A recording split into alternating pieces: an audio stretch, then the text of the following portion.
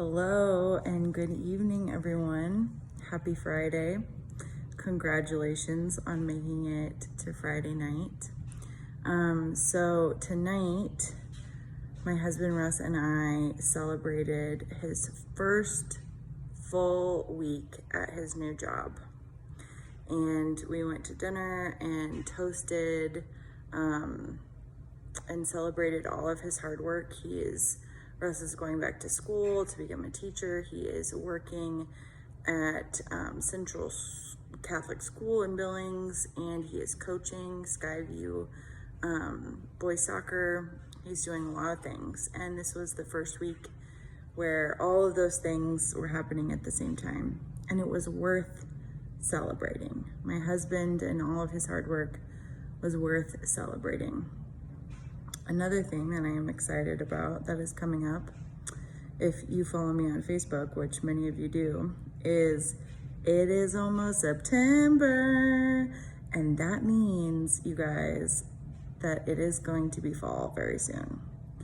And if you know me at all, even but a little bit, you know that I love the autumn season, fall, September, October, November. It is my favorite time of year.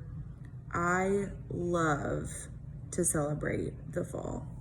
I love Halloween and pumpkins and corn mazes and pumpkin flavored everything and sweaters and colder weather and crunchy leaves. I love all the things. The movie Hocus Pocus, just having it on repeat, give it to me. It's great. And my college roommates, who I, no joke, talk to every day, thanks to COVID-19 and the Marco Polo app, my college roommates would just make fun of me year after year in college because I was the one who was so intentional about celebrating all of the change in the seasons, celebrating every holiday, celebrating every birthday, every good test. Somebody got a good score on a test or a presentation, we would celebrate. And I was just thinking about that in this season and in this year of 2020, where I'm not gonna lie, things are hard and a lot of times depressing and uncertain and anxiety producing. But I just felt like all day Jesus kept reminding me to not forget to celebrate. It was like Jesus was like, Angie, do not forget to celebrate all the things. You know, I was like on a run and he was like, your favorite season's coming. Your favorite season, all those leaves are gonna change. And I was just thinking like, Jesus, yeah, but it's not gonna be the same this year. And it was just like, I felt like this peace in my heart of don't let depression or the situations we can't control or the pandemic or anything else decide or don't allow it to steal your joy. And that was just the sense that I got from the Lord when I was running. So I'm not gonna let it steal my joy.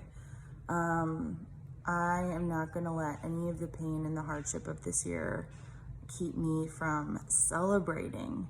And there's so much to celebrate. So I'm excited because I'm going to celebrate fall. Yes, September 1st. I'm gonna go hard on the paint this year, guys.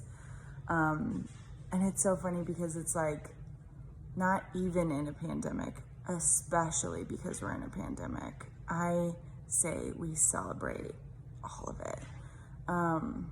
Friends' birthdays, celebrate it. Anytime something big or small happens, whether it is a retirement or an anniversary, or again, like getting a job in this time, it's just, we're so grateful to the Lord. All of Russ's soccer games, I'm gonna celebrate it. Whether I'm in the stands or I'm not able to be in the stands, I'm going to celebrate all of the victories and the hard work of him and those boys and their team. And I just love Psalm 118, I think it is. Psalm 118, give thanks to the Lord, for he is good. His love endures forever. This is the day that the Lord has made. Let us rejoice and be glad in it. And I think that that is my main point in tonight's devotional, loved ones, is that life is worth celebrating because God knew before the foundations of the earth, when the Lord was creating all things, creating time, creating this world, creating us, when God was writing the plans for our life in the book of life, as the Alpha and the Omega, we had this day in there. Fall was in there. The jobs that we got were in there. The marriages that we celebrate were in there. The days when maybe like traffic was a little bit lighter were in there. And so this life is worth celebrating because there's so much beautiful in this life. I just think I've decided to not let the negativity of the election and COVID and anger and people fighting over social media and divisiveness and bullies. I'm just not gonna let it steal my joy anymore. I'm just gonna celebrate. And you know, it's funny because all of the girls in college, who I'm sure will watch this devotion too, but all of the girls later on after college said, Angie, we miss you.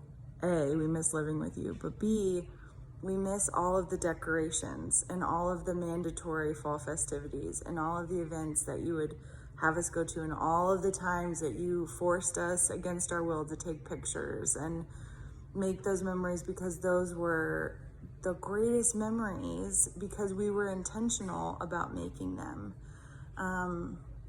So be intentional this year. Celebrate. Even if maybe you don't want to and you're kind of feeling depressed, do it anyway. Go through the motions until your heart follows. Your heart might need a little bit of time to catch up with the rest of your body, but go through the motions and you'll find that joy. And if your family members and your loved ones think you're crazy, like my roommates did, for celebrating in this time and going big and celebrating big, just do it anyway, because one day they will thank you, like my people did. So I saw a lot of things on Facebook and on the news that were just hard and frustrating and depressing this week, but I also saw so many wonderful things worth celebrating. A friend of mine is officially adopted her little girl, a little girl who she's been fostering for more than 2 years. She's now officially adopted her. Again, like, kids are excited to go back to school and go back to sports, and that is worth celebrating.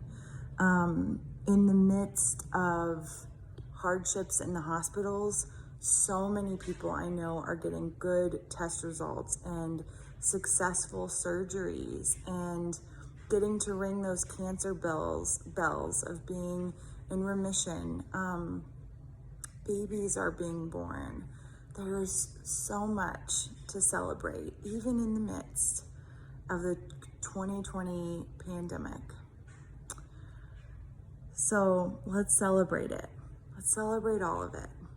Let's not allow ourselves to feel grumpy or in that fog of depression. We can go there, but let's just not stay there.